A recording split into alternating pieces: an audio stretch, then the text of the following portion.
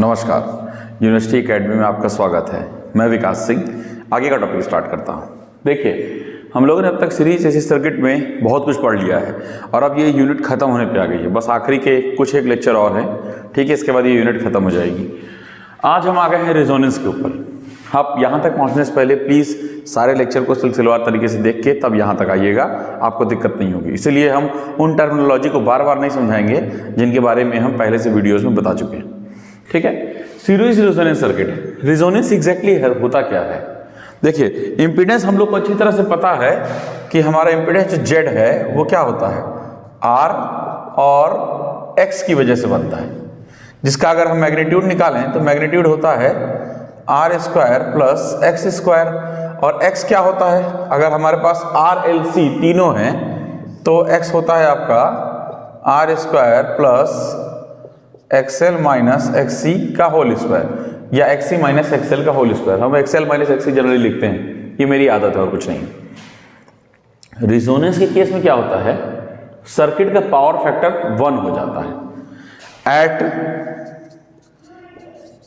Resonance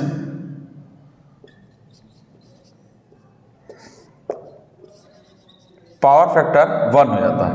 और power factor 1 कब होता है, जब प्योरली रेजिस्टिव सर्किट होता है।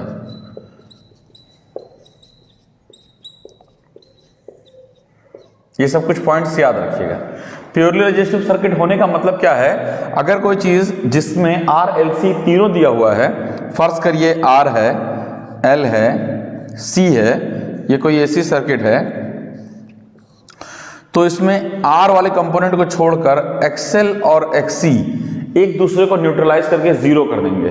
क्यों? क्योंकि हमेशा एक दूसरे के साथ माइनस के संबंध में होते हैं, या तो एक्सी में से एक्सएल माइनस होगा या एक्सएल में से एक्सी माइनस होगा, जो भी है, ठीक है। तो इट मींस एट रेजोनेंस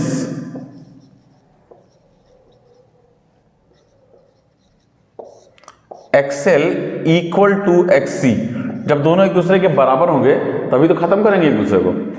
उस केस में क्या होगा, एक्सएल को हम लोग क्या लिख सकते हैं, ओमेगा एल, एक्सी को 1 अपॉन ओमेगा सी। इसको चाहे तो कैसे लिख सकते हैं, omega square equal to 1 upon L C, omega equal to 1 upon under root L C. एक फार्मूला तो ये भी होता है, इसको याद रखिएगा। थोड़ा सा और इलिब्रेट कर देते हैं इसको, फ्रीक्वेंसी के टर्म में लिखते हैं। अभी तो एंगुलर फ्रीक्वेंसी थी, अब फ्रीक्वेंसी के टर्म में लिखते हैं। तो 2 पाई एफ, ओमेगा की जगह क्या लिखेंगे, 2 pi F equal to 1 upon under root L C, then F equal to 1 upon 2 pi under root L C. Frequency, AC circuit frequency at resonance, ठीक है। इसको चाहो तो एफ आर से भी डिनोट कर सकते हो, स्मॉल आर, हमने सफिक्स में एक छोटा सा आर डाला है। It means AC circuit frequency या frequency of AC circuit at resonance, ठीक है। तो ये क्या है तुम्हारा, frequency of AC circuit at resonance. हम थोड़ा सा रेजोनेंस का जो ग्राफ होता है उसके बारे में हम लोग अगर बात कर सकते हैं, ठीक है। अगर हम चाहें तो रेजोनेंस के ग्राफ के बारे में बात करते हैं कि रेजोनेंस का ग्राफ कैसा होता है, तो इसके बारे में हम लोग को थोड़ा सा एक आइडिया लग जाएगा कि क्या होता है रेजोनेंस ग्राफ। देखिए, रेजोनेंस का जो ग्राफ है वो करंट और फ्रीक्वेंसी के बीच में खींचा जाता है। करंट और फ्रीक्वेंसी आई और एफ, इसके बीच में होता है, करंट और फ्रीक्वेंसी के बीच में। थोड़ा सा नीचे कर दो एफ को। ये क्या है, रेजोनेंस ग्राफ। रेजोनेंस ग्राफ है। ये ग्राफ कैसा होता है, देखो, एट रेजोनेंस, रेजोनेंस पे हमेशा करंट की वैल्यू बहुत ज्यादा होती है, क्योंकि ग्राफ प्योरली रेजिस्टिव हो जाता है, तो हमारा पावर फैक्टर जो है 1 हो जाता है। और हम लोग, इसका मतलब क्या होता है, हमने आपको क्या बताया था, पावर कंज्यूम्ड जो है वो 100% हो जाता है। ये लास्ट लेक्चर बात हो चुकी है। 80% का मतलब क्या होता है, 90% का मतलब क्या होता है, और जब रेजोनेंस हो जाएगा तो पावर कंज्यूम्ड 100% हो जाता है। रेजोनेंस के केस में करंट मैक्सिमम पे होती है, यानी करंट की वैल्यू मैक्सिमम पे होगी।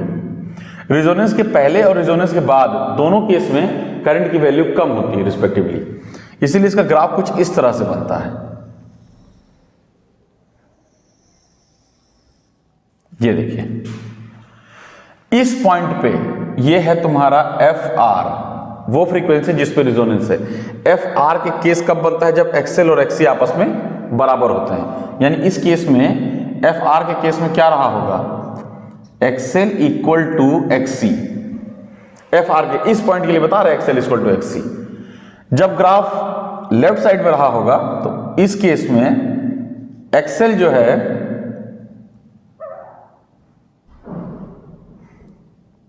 एक्सी जो है एक्सएल से बड़ा होगा, और जब राइट साइड में आ जाएगा तो एक्सएल जो है वो एक्सी से बड़ा हो जाएगा।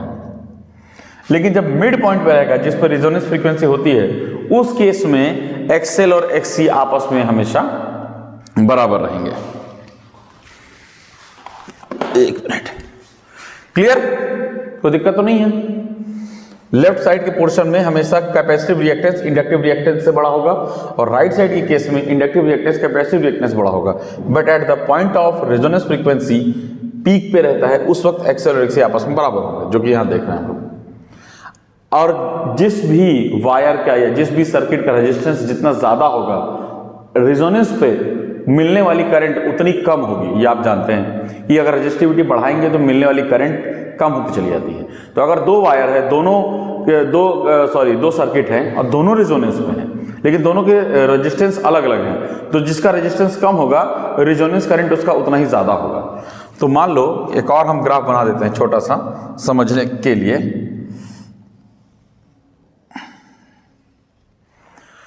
ये है, इसको मान लो तुम R2 और इसको मान लो तुम R1। तो इन दोनों में से किसका रेजिस्टेंस ज्यादा होगा, जिसकी मिलने वाली करंट रेजोनेंस पे कम होगी। इस पे कौन सी करंट मिल रही है, इस पे करंट मिल रही है ये वाली, इस पे करंट मिल रही है ये वाली। देखो, तो जिसका रेजिस्टेंस ज्यादा होगा उस पर करंट कम मिलेगी, जिसका कम होगा उस पर ज्यादा मिलेगी। यहां पर रेजिस्टिविटी के हिसाब से देखा जाए तो R1 is less than R2 होगा, इसलिए I1 is greater than I2 होगा। कब, एट रेजोनेंस, एट रेजोनेंस। इस वाली की करंट को हम I2 बोल रहे हैं और इस वाली करंट को हम I1 बोल रहे हैं, क्योंकि हमने दो ग्राफ शो किया इसलिए। क्लियर है, ठीक है। यह है रेजोनेंस। अब थोड़ा सा बैंडविड्थ के बारे में बात कर लेते हैं, देख लो एक बार ध्यान से।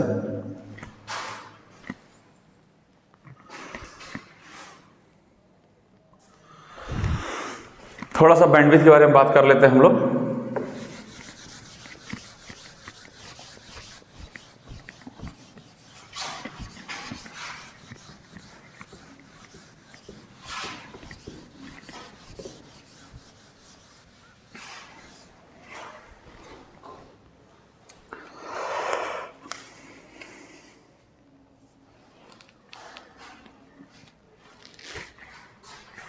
सेम वही ग्राफ बनाना है हम लोगों को, आई और एफ वाला।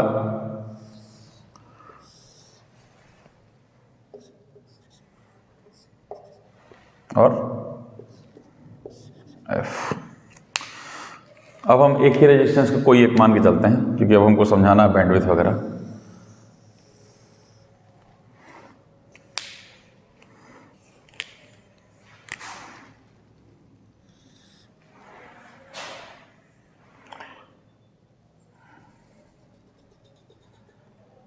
ये रेजोनेंस फ्रीक्वेंसी एफ आर, ये आरएमएस फ्रीक्वेंसी। आरएमएस फ्रीक्वेंसी क्या होती है, ये वो फ्रीक्वेंसी होती है जो कि करंट के आरएमएस वैल्यू के बराबर होती है। मतलब जो भी आपका मैक्सिमम करंट हो, जब वो अपने 0.707 तक पहुंचे, यानी करंट की आरएमएस वैल्यू जिस फ्रीक्वेंसी पे मिलती है उसको बोलते हैं। आरएमएस वैल्यू क्या होती है? 0.707, याद है आप लोगों को, ठीक है। तो जब करंट अपनी आरएमएस वैल्यू पे पहुंचता है तो जिस फ्रीक्वेंसी पे भी पहुंचता है, ठीक है, मान लो वो फ्रीक्वेंसी इधर F1 है और इसका ग्राफ को रिटर्न किसी रास्ते पे आता है तो इधर F2 है, ठीक है। Before resonance, after resonance, at the point of resonance, frequency जब रिजोनेंस होगा, रिजोनेंस के पहले की फ्रीक्वेंसी, रिजोनेंस के बाद की फ्रीक्वेंसी, लेकिन F1 F2 वो फ्रीक्वेंसी है जिसपे करंट अपनी 70.7% वैल्यू को प्राप्त करता है। 70.7 ही क्यों ले रहे हैं? क्योंकि ये उसकी आरएमएस वैल्यू है, ठीक है ना। तो इन तीनों फ्रीक्वेंसी के बीच में क्या संबंध होता है? अच्छा, इन दोनों फ्रीक्वेंसी के बीच के जो गैप होता है इसी को बोलते हैं बैंडविड्थ। बैंडविड्थ, जो लोग कहते हैं ना बैंडविड्थ, बैंडविड्थ क्या होता है? बैंडविड्थ इसको बोलते हैं। बैंड विड्थ माने चौड़ाई, विड्थ वो कितना होता है? इनके बीच के डिफरेंस को, तो F2 माइनस F1 जो इनके बीच का अंतर होगा। और FR F1 और F2 में क्या रिलेशन होता है? FR F1 और F2 में GP सीरीज का रिलेशन होता है। GP सीरीज में क्या होता है? GP में होता है FR equal to under root of F1 into F2।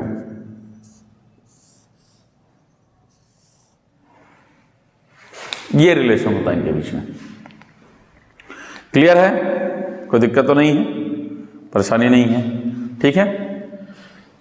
इस चीज के बारे में बात हो गई। अब कुछ न्यूमेरिकल वगैरह देख लेते हैं।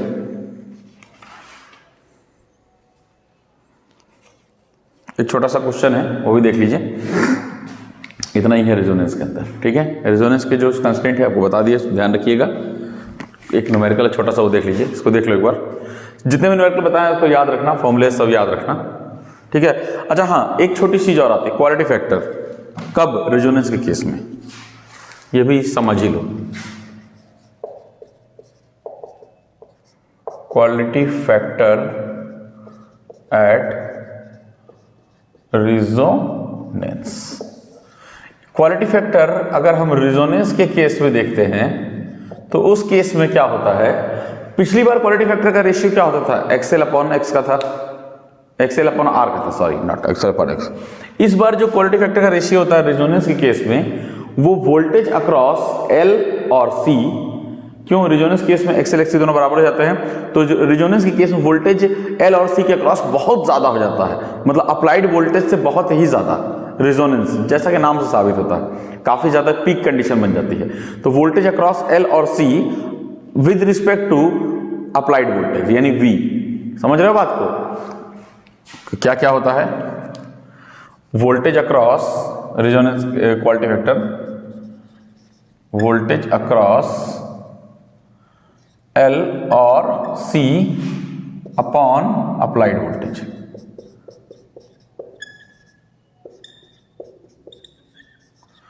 या अप्लाइड वोल्टेज ना करो, वोल्टेज अक्रॉस R कर दो।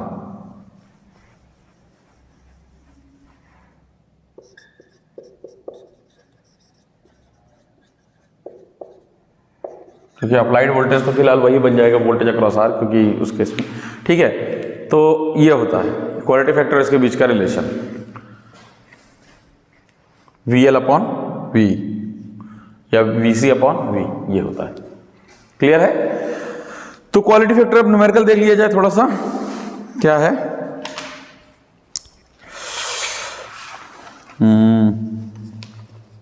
बढ़िया न्यूमेरिकल देखिए, आप लोग को तो कराते हैं।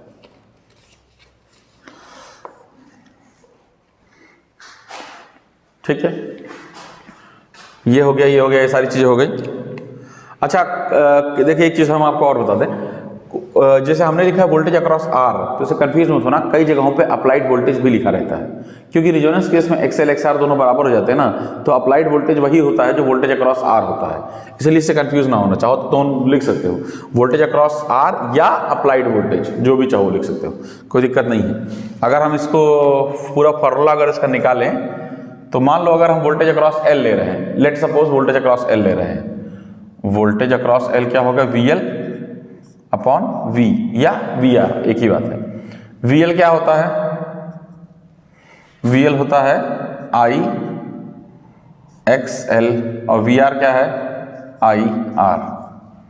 आई कट गया तो क्या आएगा, एक्सएल अपॉन आर। एक्सएल क्या है, omega L upon R. Omega क्या है, सब फ्रीक्वेंसी उस पे हो रहा है, रेजोनेंस पे, ओमेगा आर रखो इसको। ओमेगा आर क्या है भाई, और हम लोग ने जो अभी निकाला था omega R equal to 1 upon under root L C, याद है, 1 upon under root L C into L upon R. क्यों, बिकॉज रेजोनेंस के केस में omega 1 upon under root L into C होता है। ये कट आउट हो गया तो हो जाएगा 1 upon R under root L upon C को क्वालिटी फैक्टर।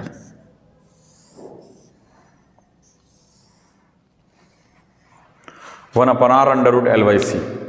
अब चाहे तो वोल्टेज अक्रॉस सी से भी कर सकते हैं इसी सेम चीज को, करके देख लो, वोल्टेज अक्रॉस सी से करके देख लो, V C upon V 1 upon omega C, sorry V C upon V, ये क्या हो जाएगा, I X C upon I R, R R cancel out, X C upon R, X C क्या होता है 1 upon omega C R, X C होता है 1 upon omega सी, चूंकि एक्स सी क्या होता है 1 अपॉन ओमेगा सी, इसलिए लिखा जा रहा है। ओमेगा क्या है, at the cost of resonance है, तो अब 1 upon under root L C, तो नीचे है तो ऊपर चला जाएगा, under root L C upon C R, अभी भी यही फॉर्मूला बना, 1 upon R under root L by C. ये क्या है, क्वालिटी फैक्टर। तो ये याद रखें फॉर्मूला, ठीक है। रेजोनेंस के टाइम पे क्वालिटी फैक्टर में की वैल्यू, यानी वोल्टेज अक्रॉस एल या वोल्टेज अक्रॉस सी की वैल्यू काफी ज्यादा हो जाती है with respect to voltage across R या अप्लाइड वोल्टेज, जो भी कह लो, ठीक है ना। इतने फॉर्मूले याद रखिएगा। अब एक छोटा सा न्यूमेरिकल है, वो देख लो, उसके बाद इस सेशन को खत्म करते हैं। देख लो ध्यान से एक बार, ठीक है, देखिए दिख रहा है बराबर, हाँ ठीक है, दिख तो रहा है। Numericals,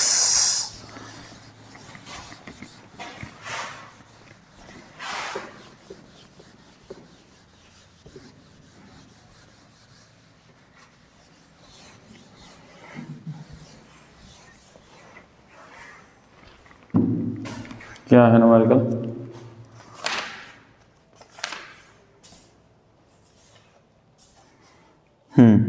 a coil of resistance 100 ओम, एक कॉइल है जिसका रेजिस्टेंस, यही लिख देते हैं, कॉइल है जिसका रेजिस्टेंस है 100 ओम, इंडक्टेंस यानी H 100 micro Henry. Micro Henry का मतलब समझते हो ना, कितने पावर होती है, 10 की पावर माइनस कितनी, 10 की पावर माइनस 6, ठीक है। Is connected in series with 100 picofarad, is connected in series with 100 picofarad, ठीक है। सारी चीजें 100 माइक्रो हेनरी और 100 पिकोफैरेड, ठीक है। The circuit is connected to a 10 volt variable frequency source, circuit is connected to 10 volt variable frequency source, अच्छा frequency नहीं दी है। कैलकुलेट रिजोनेंट फ्रीक्वेंसी, अच्छा यानी ये रिजोनेंस के केस मान के चल रहे हैं। Calculate resonant frequency, resonant frequency बतानी है। इसके बाद क्या बताना है, current at resonance, current at resonance, current at resonance बताना है।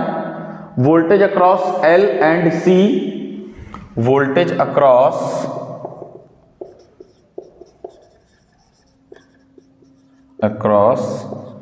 L and L and C, voltage across L and C, voltage across L and C. अच्छा अब क्या है, और क्यू फैक्टर, क्वालिटी फैक्टर, और फोर्थ पे क्यू फैक्टर, यानी एक सीरीज रिजोनेंस सर्किट है। देखो एक सीरीज रिजोनेंस सर्किट है जिसमें कि आर एल सी तीनों दिए हुए हैं। रिजोनेंस की बात कर ली गई तो रिजोनेंस की कंडीशंस आपको पता होनी चाहिए। हमने आपको क्या बताया था, जिस समय पर रिजोनेंस की बात आ जाती है उस केस में वोल्टेज जो है अप्लाइड वोल्टेज वही वोल्टेज हो जाता है जो कि रेजिस्टेंस में बहने वाला वोल्टेज, यानी V equal to I R, ये सिचुएशन होगी। V equal to I Z नहीं होगा, ठीक है ना। क्या क्या है भाई, रिजोनेंस फ्रीक्वेंसी। रिजोनेंस फ्रीक्वेंसी क्या होती है, पहला point resonance frequency F R equal to 1/2 pi under root L into C. F R equal to, पहले एल और सी इसके सारे यूनिट वगैरह क्लियर कर लो। माइक्रोफैरेड का मतलब होता है 100 इंटू 10 टू द पावर -6। अब यहाँ 10 टू द पावर +2, यहाँ 10 टू द पावर -6 है तो ये हो जाएगा 10 टू द पावर -4 हेनरी। यहाँ है 100 इंटू पिको मतलब 10 टू द पावर -12 होता है, -12 +2 10 टू द पावर -10 फैरेड हो गया, ठीक है ना। अब सारी चीजें उसमें आ गई।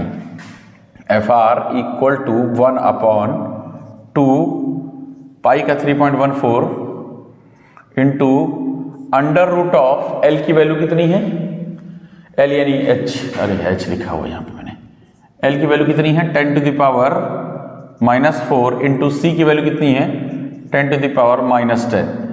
तो तुम्हारा जो रिजोनेंस फ्रीक्वेंसी है वो आ रही है 1.59 into 10 to the power -6, 1.59 10 to the power 6 hertz, minus हो ही नहीं सकता। एक बार आंसर चेक कर लेना यार, कभी बुक में ऊपर नीचे हो जाता है, कोई दिक्कत नहीं है, ठीक है। पहला पॉइंट आ गया। दूसरा point, current at resonance, current at resonance, तो V equal to I R होता है, हमने अभी आपको बताया था। रेजोनेंस के केस में आई जेड नहीं होता, ठीक है ना। V की वैल्यू तुमको पता है 10 वोल्ट, I निकालना है, R कितना है 100 ओम, तो इसके लिए तो कैलकुलेटर की भी जरूरत नहीं है। I इक्वल्स टू 0.1 एम्पियर, यानी रेजोनेंस पे current I equals to 0.1 ampere होगी।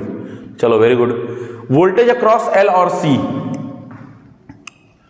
वोल्टेज अक्रॉस L और C, तो वोल्टेज अक्रॉस L और C निकालना है।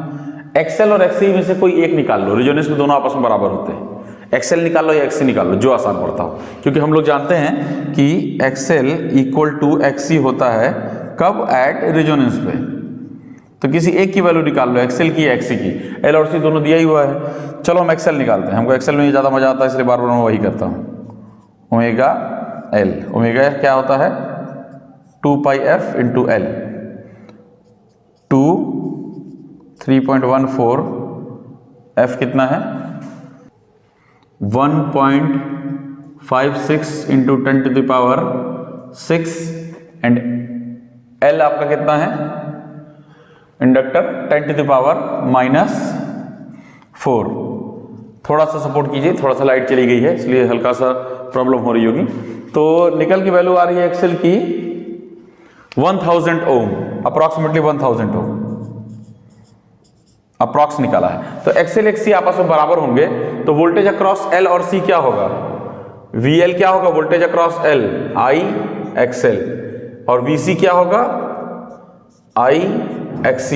XL और XC दोनों आपस में बराबर होंगे और I भी दोनों सेम ही हैं, तो यानी VL और VC भी आपस में बराबर होंगे। तो VL equal to VC equal to कितना होगा, I कितना है आपका करंट जो निकाला था अभी 0.1 इंटू 1000, ये कितना आ रहा है 100 वोल्ट, ठीक है।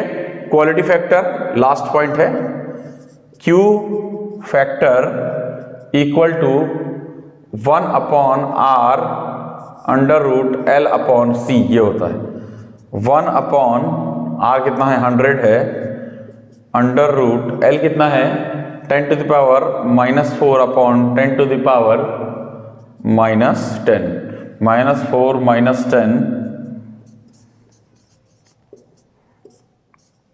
-4 + 10 क्या हो जाएगा 10 टू द पावर 6, यानी 10 to the power 3, 1000 upon 100। Quality factor की वैल्यू आ रही है 10 आ रही है। Q factor equal to 10। Last lecture में थोड़ा सा लाइट चली गई थोड़ी सी। बस इसी तरह न्यूमेरिकल वगैरह आते हैं, ठीक है। ध्यान से देखते रहिए, पढ़ते रहिए और हमारा सपोर्ट कीजिए। और आपका जो भी कमेंट हो प्लीज़ कमेंट कीजिए, अच्छा बुरा जैसा भी हो, ठीक है। अपना ध्यान रखिए।